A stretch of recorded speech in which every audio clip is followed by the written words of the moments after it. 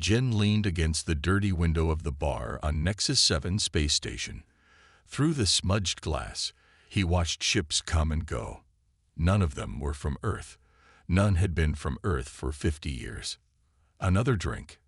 asked the bartender. Jin nodded. The usual. The space station hummed around him. People from 100 worlds walked its halls, but no one from Earth. The Galactic Confederation had made sure of that.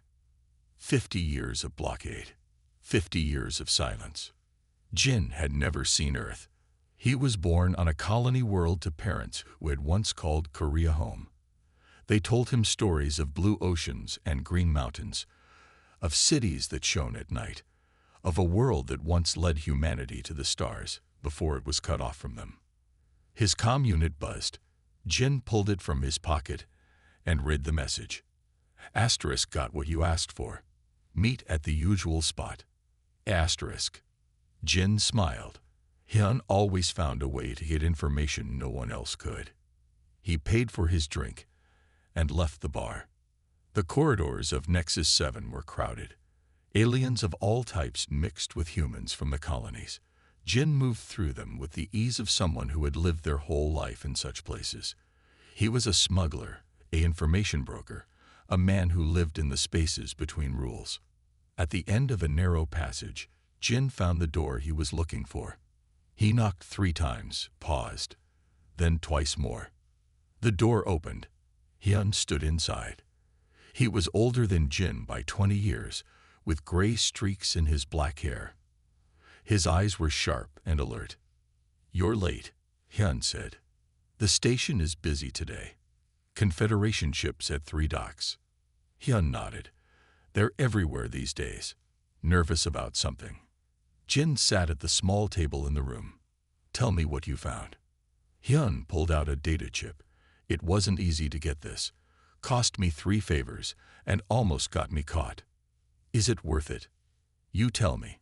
Hyun slid the chip across the table. "It's about Earth." Jin's heart beat faster. News about Earth was rare and valuable. The Confederation kept a tight grip on information about the blocked planet. "What does it say?" Hyun lowered his voice. "The official story is that Earth accepted its punishment, that after the border wars, they agreed to isolation, that they sit quietly behind the blockade, a lesson to other worlds about defying the Confederation. And the truth. The Confederation is scared." Hyun tapped the data chip. "For 50 years, no signals have come from Earth. No transmissions, no broadcasts. Nothing. Just silence." "They must be monitoring something," Jin said. "Limited movement. Some activity on the moon. But Earth itself, silent." Jin picked up the chip. "Why pay me to find this information? You could sell it for a good price." Hyun's face grew serious.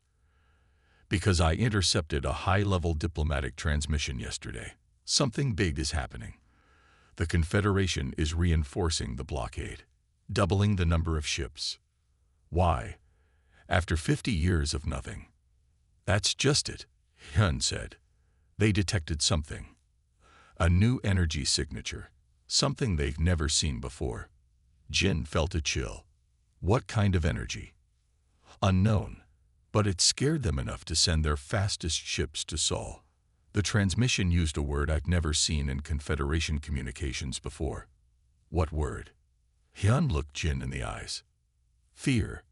Jin sat back, processing this. The mighty Confederation, rulers of 500 worlds, afraid of silent Earth. "There's more," Hyun said. "They're looking for humans with connections to Earth, especially those with Korean ancestry."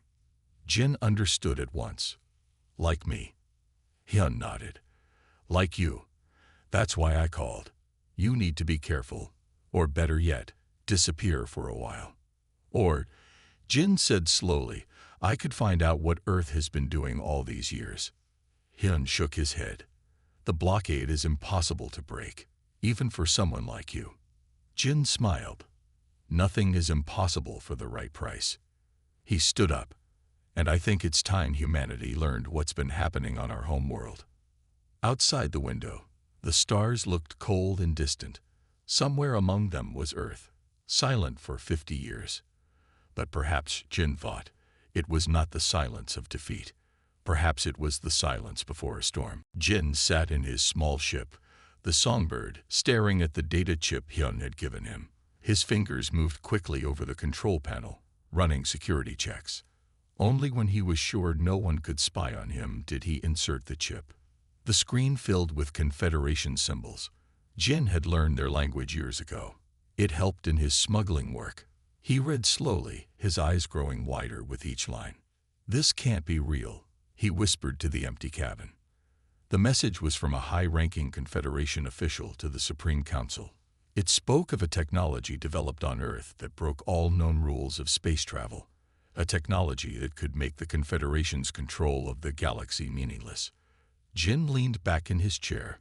If this was true, Earth had not been broken by the blockade. It had been planning something big. His comm unit buzzed. Jin checked it quickly. Asterisk, they know I gave you the chip. Not safe here anymore. Be careful. Asterisk. Jin swore under his breath. He needed to move fast. If the Confederation was after Hyun, they would come for him next. He activated the Songbird's engines. As the ship hummed to life, Jin made a call. Sue's face appeared on the screen. She was the best pilot Jin knew, with quick hands and quicker thinking. "I need your help," Jin said. Sue raised an eyebrow. "What kind of trouble are you in this time?" "The kind that pays well." "Very well." Sue smiled. "I'll be at Dock 6 in 20 minutes. Jin made 2 more calls. A quiet engineer who could fix anything, agreed to come at once. Minji, a former soldier who handled security, took more convincing. "The Confederation is involved?" she asked, her face serious. "Yes," Jin admitted. "And it's about Earth?" "Yes." Minji was silent for a moment. "My grandmother was from Earth. Seoul. She used to tell me stories before she died." Jin nodded. Many colony humans still felt a connection to Earth, even if they had never seen it. "I'll meet you at the ship," Minji said finally. Jin packed quickly, taking only what he needed. As he headed to the dock, he felt eyes on him. A group of Confederation agents stood near the main corridor, watching the crowds. One of them looked directly at Jin. Jin kept walking, not too fast, not too slow. The agent spoke into his comm unit. When Jin reached Dock 6, his crew was waiting. Sue had already started the pre-flight checks. Dae was loading supplies. Minji stood guard, her hand near the weapon hidden under her jacket. "We need to leave now," Jin said. "We have company." The dock doors behind them opened. 3 Confederation agents entered, led by a tall figure in a black uniform. Commander Credo was known throughout the galaxy as a ruthless hunter. "Jin Te," Credo called. "By order of the Galactic Confederation, you are to surrender for questioning." Jin looked at his crew. They all nodded. Without a word, they boarded the Songbird. "Seal the doors," Jin ordered as soon as they were inside. Minji hit the controls. The ship's doors slammed shut just as the agents reached them. "Get us out of here," Jin told Sue. Sue's hands danced over the controls. The Songbird's engines roared to life. "They're locking down the dock," Dodd warned from the engine room. "Too late," Sue said with a grin. The Songbird shot forward, breaking through the dock's magnetic field. Alarms blared behind them. Through the view screen, Jin watched as Nexus 7 grew smaller. Confederation ships were already moving to pursue them. "Where are we going?" Minji asked. Jin pulled up a star chart on the main screen. He pointed to a small dot far from any official trade routes. "There. A friend has a place where we can be safe while I explain what we're really doing." "And what are we really doing?" Sue asked, guiding the ship into jump position. Jin looked at the data chip in his hand. "We're going to find out what Earth has been doing for 50 years, and why it has the Confederation so scared." The Songbird vanished into hyperspace, leaving the Confederation ships behind. For now, the Songbird flew through the darkness between stars. Inside, Jin showed his crew the data from Hyun's chip. "This can't be possible," Dai said, shaking his head. The engineer pointed at the technical specs on the screen. If Earth really made this technology, they could go anywhere in the galaxy without using the Confederation jump gates. And that would end the Confederation's control over travel, Sue added from the pilot's seat. Jin nodded. That's why they've kept Earth blocked for 50 years. They're afraid. Minji stood by the window, looking out at the stars. My grandmother told me stories about the border wars, how Earth fought back when the Confederation first tried to control human colonies. She turned to face the others. She said Earth never surrendered. They just went quiet. Too quiet, Jin said. No transmissions, no signals for 50 years. The Confederation thought they had won. But Earth was planning something, Dai finished. The ship's alarm suddenly blared. Sue's hands flew over the controls. "Confederation patrol ship," she shouted. "They found us." "How?" Jin demanded. "We're nowhere near any regular routes." Day ran to the engine room. "I'll try to give us more speed." Sue guided the Songbird into a dense asteroid field. The ship shook as she weaved between the giant rocks. "They're still following," Minji reported, checking the sensors. "And they're gaining." Jin thought quickly. "There's an old mining outpost on the edge of this system, abandoned years ago. We can hide there, maybe lose them." Sue changed course. The Songbird shot forward, engines straining. Behind them, the Confederation ship fired. A blast hit their rear shields. "Shields at 60%, Dag called from the engine room. Another blast hit them. The lights flickered. Jin was thrown against the wall. 40%, Dai shouted. "We can't take another hit." Sue pointed ahead. "There, I see the outpost." The mining station floated in space, dark and silent. Sue guided the Songbird into a narrow docking bay, then cut the engines. "Power down everything," Jin ordered. "They might not detect us if we're completely dark." The ship went silent. Through the viewports, they watched the Confederation patrol ship pass by, its searchlights scanning the outpost.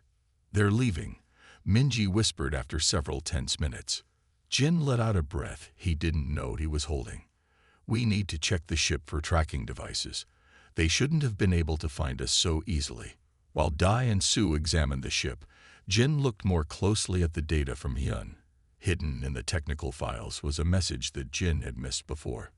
"Look at this," he called to the others. "Coordinates. Near Jupiter."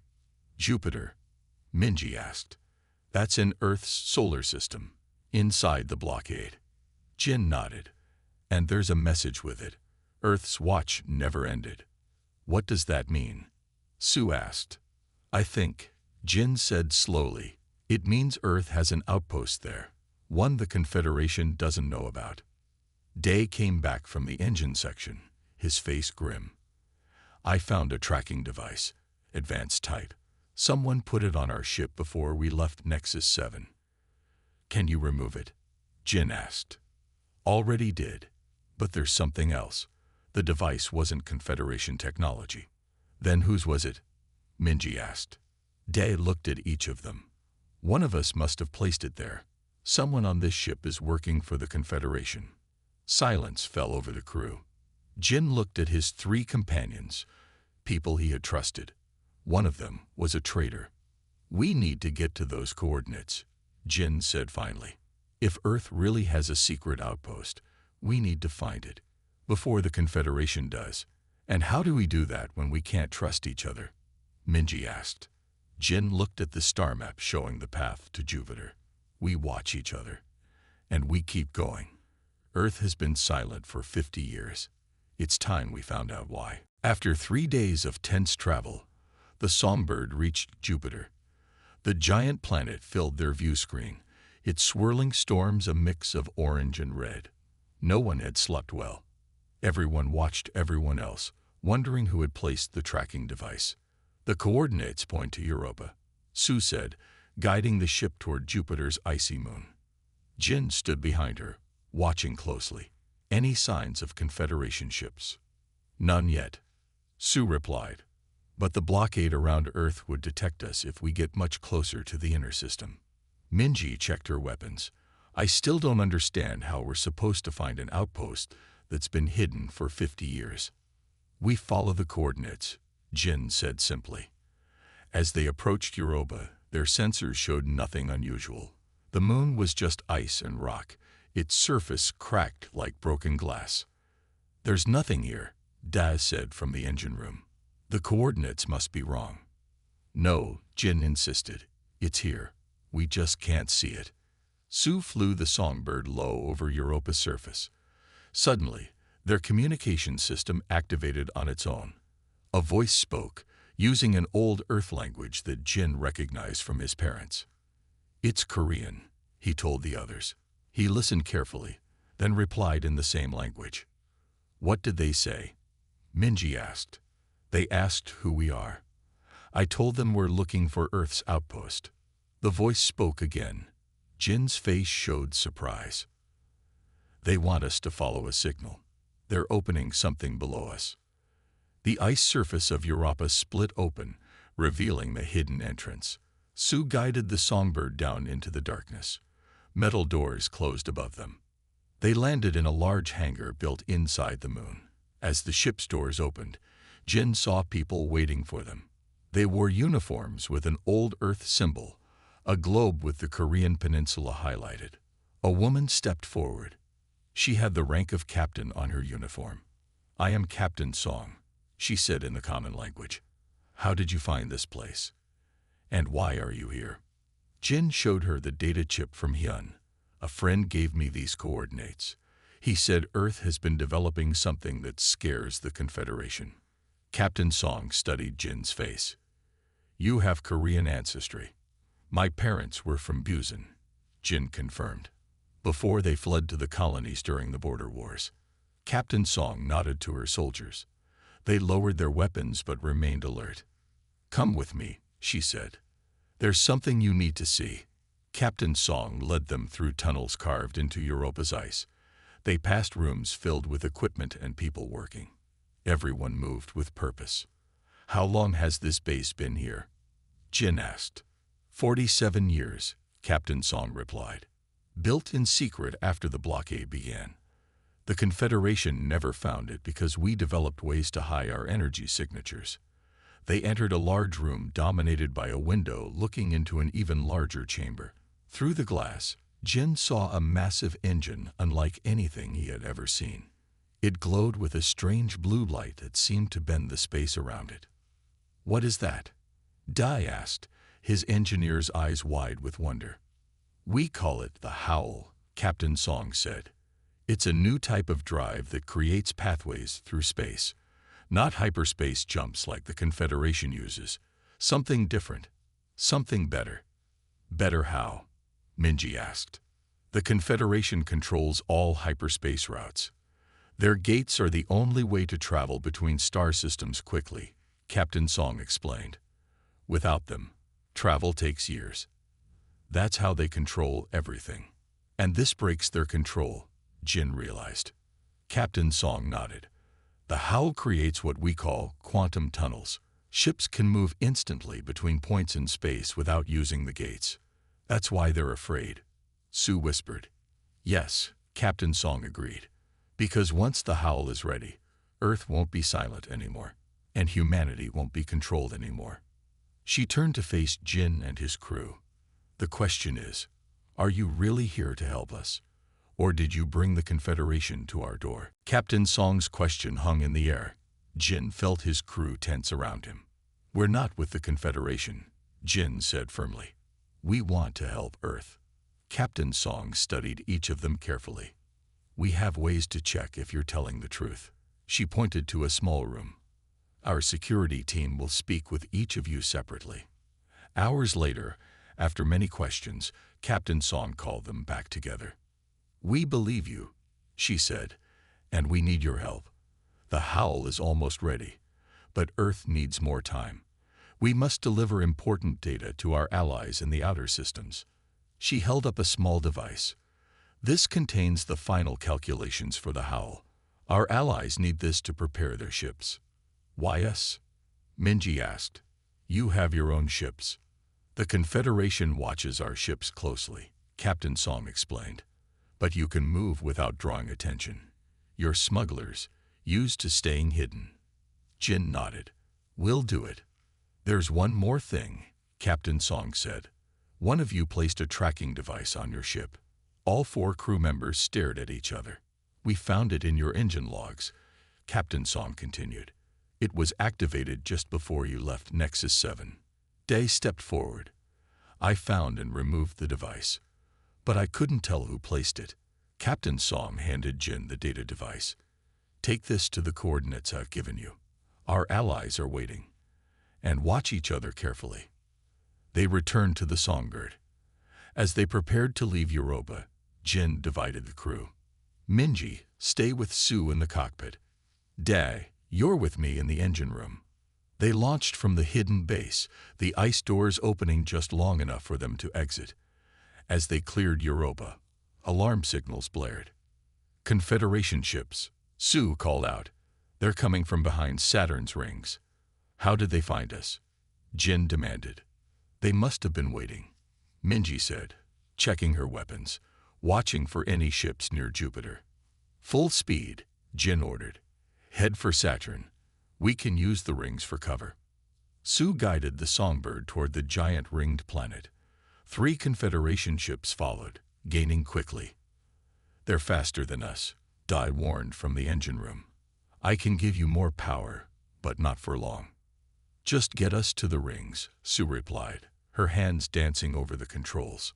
The Songbird shook as enemy fire scraped their shields. They dove into Saturn's rings, ice and rock particles hitting their hull. Shields at 30%. Dae called out. Sue weaved through the debris, using the larger rocks as shields. 1 Confederation ship crashed into a massive chunk of ice. The other 2 kept following. I can lose them in the denser part of the rings, Sue said. A sudden explosion rocked the ship. Warning lights flashed everywhere. What was that? Jin shouted. Dae's voice came over the comm, filled with pain. Sabotage. Something exploded in the engine room. Jin ran to the engine section. He found Dae on the floor, bleeding from his arm. Part of the engine was damaged, wires exposed and sparking. What happened? Jin asked, helping Dae to his feet. I caught someone messing with the engines, Dae said weakly. Couldn't see who it was. They hit me from behind. Jin helped Dae to the medical station, then returned to the cockpit. Sue was still piloting, Minji standing behind her with a weapon ready. Dae was attacked, Jin told them. Someone tried to sabotage the engines. It had to be one of us, Minji said, her eyes moving between Jin and Sue. No time to figure it out now, Sue replied. We're about to exit the rings, and the Confederation ships are still behind us. Jin made a decision. Set course for the coordinates Captain Song gave us. Maximum speed. He held up the data device. We need to deliver this no matter what. Even if one of us is a traitor. The Songbird burst from Saturn's rings, engines straining. The 2 Confederation ships followed, weapons ready. They're gaining, Minji warned. And we still don't know which one of us is working for them, Jin said grimly. The Songbird jumped into hyperspace just as the Confederation ships fired. The stars stretched into lines, then the blackness of hyperspace surrounded them. We're safe for now, Sue said, her hand steady on the controls. But we can only stay in hyperspace for 2 hours before the engines overheat. Jin nodded. He turned to see Minji helping Dae into the cockpit. The engineer's arm was bandaged, his face pale. The engines will hold, Dae said weakly. But someone tried to destroy the cooling system. If they had succeeded, we would have exploded when we entered hyperspace. Jin looked at his 3 crew members. One of them had tried to kill them all. One of them was working for the Confederation. We'll reach the rendezvous point in 90 minutes, Sue announced. If we can make one more jump after that, we'll reach the Allies' base. Jin took the data device from his pocket. The small rectangle contained Earth's greatest secret, the technology that could free humanity from Confederation control. "I need to check on something in the cargo bay," Minji said, leaving the cockpit. Jin waited a moment, then followed her. The ship was small. There weren't many places to hide. He found Minji checking the weapons locker. "We might need these when we land," she explained, seeing his suspicious look. Jin returned to the cockpit. Dae was resting in the corner. Sue was focused on piloting. "Everything okay?" Sue asked without turning around. "For now," Jin replied. The next hour passed in tense silence. When they dropped out of hyperspace, a small orange planet appeared before them. "That's it," Jin said, checking the coordinates. "The rendezvous point." Sue guided the ship toward the planet. No signs of Confederation ships. "Take us down," Jin ordered. "Minji, keep watch for any followers." They landed on a flat plain. Dust swirled around the Songbird as its engines powered down. Through the view screen, they could see a small outpost in the distance. "I'll go," Jin said. "The rest of you stay here." "No," Sue said suddenly. "We all go. No one stays alone with the ship." Jin studied her face. Was that fear in her eyes, or guilt? They all walked down the ramp, the hot air of the planet hitting them like a wave.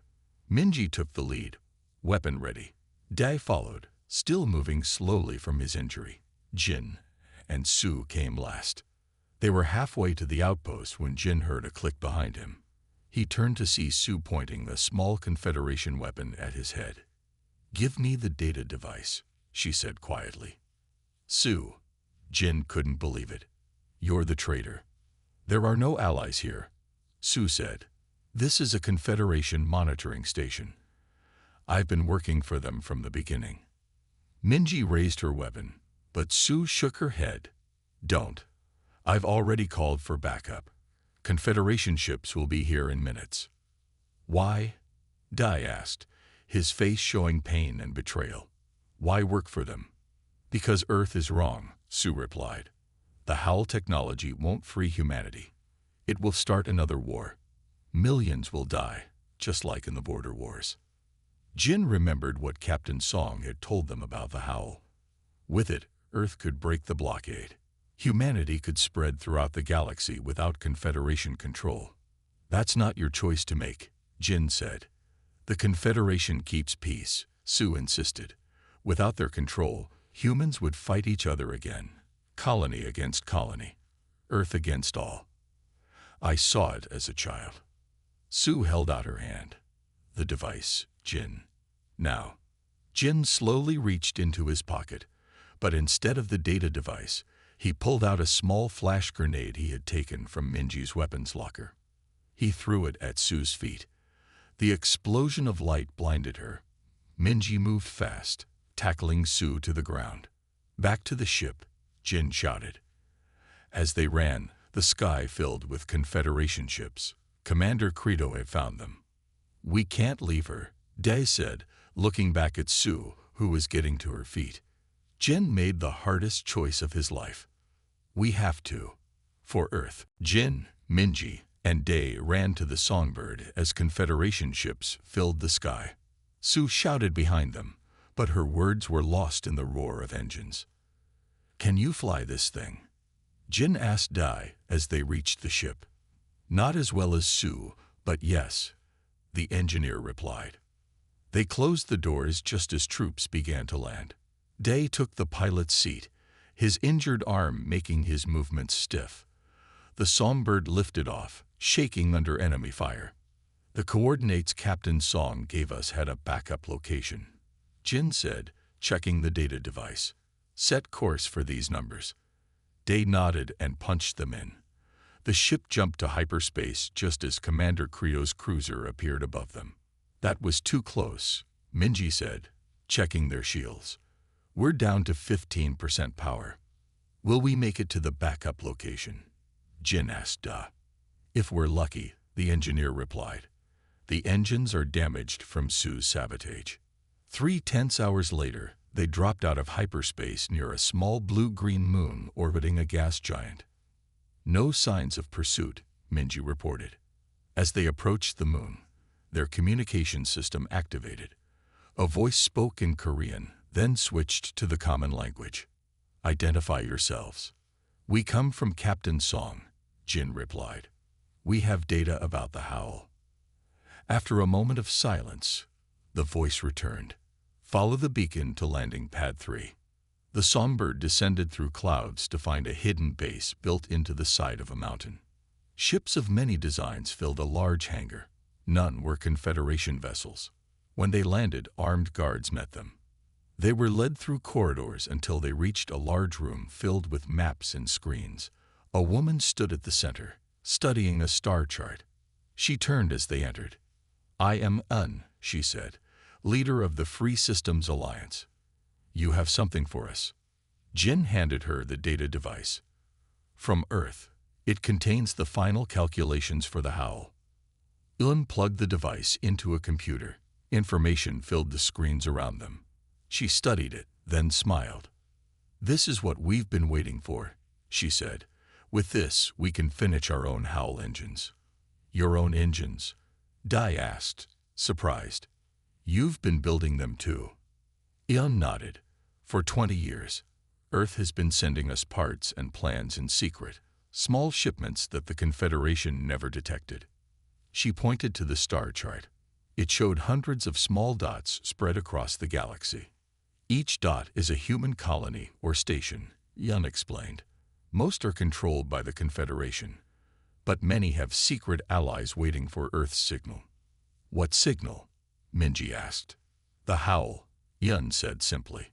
"When Earth activates their engines, we will activate ours, all at once, across the galaxy."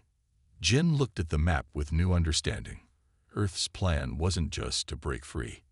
It was to free all humans everywhere. "Yes," Yun confirmed. "For 50 years, Earth has been silent. But they were not idle. They were planning, building, and waiting for the right moment." "When will it happen?" Jin asked. "Soon," Yun replied. "But first, you must return to Earth." "Return to Earth?" Da looked shocked. "Through the blockade." Yun nodded. "The data you brought has revealed a problem. The Howl engines on Earth need a small adjustment to work properly. Without it, they might fail at the critical moment." She handed Jin a small chip. "This contains the needed changes. It must reach Captain Song." "The Confederation is hunting us," Minji pointed out. "And our ship is damaged." "We will give you a new ship," Yun said. "One with special shielding. It might get you past the blockade." Jin took the chip, feeling its weight in his hand. "Earth has been waiting 50 years. We won't fail them now." "Good," Yun said, "because when Earth breaks its silence, the Howl must be heard by everyone." The new ship was small and dark, its hull painted black to blend with space. Yun called it the Shadow. "It has special technology to hide from Confederation sensors," she explained as Jin, Minji, and Dai prepared to leave. "But it won't hide you completely. You'll need to be careful." After a day of rest and repairs, they departed. The Shadow moved silently through space, heading toward the Sol system, toward Earth. "I never thought I would see Earth," Daz said as he checked the engines. "My family left 5 generations ago." "Same for me," Minji replied. "My grandmother was the last in our family to walk on Korean soil." Jin said nothing. He was thinking about Sue, about her betrayal. Part of him understood her fear. The Howl would change everything, and change brought danger. But humans couldn't live under Confederation control forever. After 3 days, they reached the edge of the Sol system. Pluto's small form passed by their view screen. "Slow approach," Jin ordered. "We need to see what we're facing." As they moved closer to the inner planets, they began to see the blockade. Hundreds of Confederation ships formed a sphere around Earth, Mars, and Venus, a cage of warships and battle stations. "How do we get through that?" Da whispered. Jin studied the pattern of ships. "There," he pointed, "near Earth's moon. The ships move in a regular pattern. There's a 5-second gap every 8 minutes. 5 seconds isn't much time," Minji noted. "It's all we have," Jin replied. They waited, watching the pattern repeat. When the moment came, Dad pushed the shadow to full speed. They shot through the gap in the blockade, the ship shaking with effort. Alarms blared as Confederation ships detected them. Weapons fire lit up space around them. "We're hit," Dad called out. "Keep going," Jin urged. "Head for the dark side of the moon. We can lose them there." The shadow dove toward the moon, its engines straining. Behind them, Confederation ships gave chase. "They're gaining," Minji warned, watching the sensors. Jin remembered something Captain Song had told them. "The moon has Earth bases on its dark side. Try to send a signal on this frequency." Day sent the signal. Moments later, a response came. A hidden door opened in the surface of the moon as they approached. "In there," Jin pointed. The shadow slipped into the opening just as Confederation fire hit where they had been. The door closed behind them, sealing them in darkness. Lights came on, showing a large hangar built inside the moon. Earth soldiers surrounded their ship, weapons ready. "We come from Yun and the Alliance," Jin called out as they exited. "We have critical data for Captain Song." A familiar face stepped forward. "Jin," Captain Song greeted them. "You made it through the blockade." "Impressive." "We lost Sue," Jin reported. "She was working for the Confederation." Captain Song nodded grimly. "We suspected there was a spy. What about the data? Did you deliver it to our allies?" "Yes," Jin handed her the chip from Yun. "And they sent this back. The Howl engines need an adjustment." Captain Song took the chip, relief clear on her face. "This is what we've been waiting for.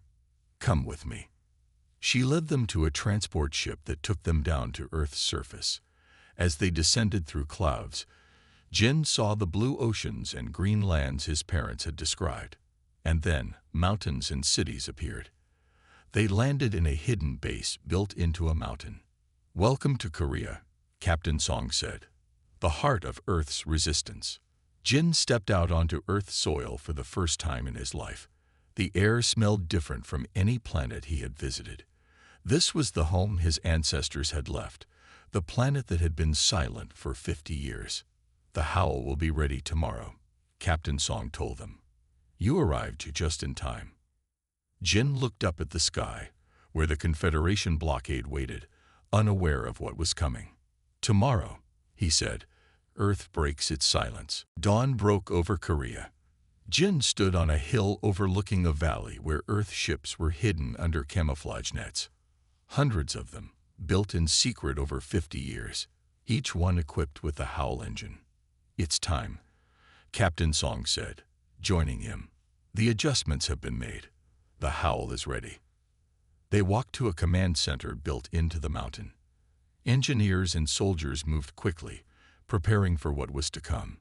Minji and Dad were already there, helping with final checks. "All ships report ready," an officer announced. "The allies across the galaxy are standing by."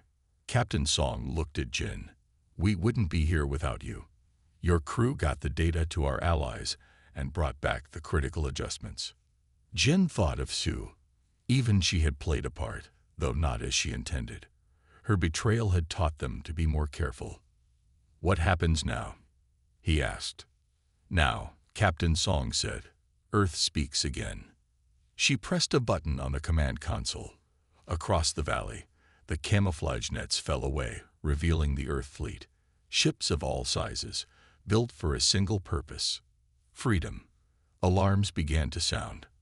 On the screens, they could see the Confederation blockade ships moving, detecting the sudden activity. "They see us," Minji said. Captain Song nodded. "Good. Let them see what Earth has been doing during its silence." She spoke into a communicator. "All ships, launch now. Operation Howl is active." The Earth ships rose into the air. At the same time, screens showed hidden bases opening around the world. From oceans, mountains, and deserts, more ships appeared. "Confederation ships are powering weapons," an officer reported. "They're too late," Captain Song said with a smile. The first shots from the blockade crossed space toward Earth, but before they could hit, the Earth ships activated their Howl engines. The space around them seemed to bend and twist. Then, with a flash of blue light, the ships vanished. Where did they go? Di asked, amazed. The answer came seconds later. The Earth ships reappeared behind the Confederation blockade. The quantum tunnels created by the Howl had moved them instantly through space. The blockade is surrounded, Minji said, watching the screens in awe. Jin watched as Earth ships moved through space in ways he had never seen before. They didn't fly in straight lines or arcs like normal ships. They disappeared and reappeared, moving through the quantum tunnels created by the Howl. The Confederation ships couldn't predict where they would appear next. "It's working," Captain Song said. And look, on other screens, reports came in from across the galaxy. Alliance ships were activating their own Howl engines. Wherever the Confederation had control, they now faced ships that could move in impossible ways.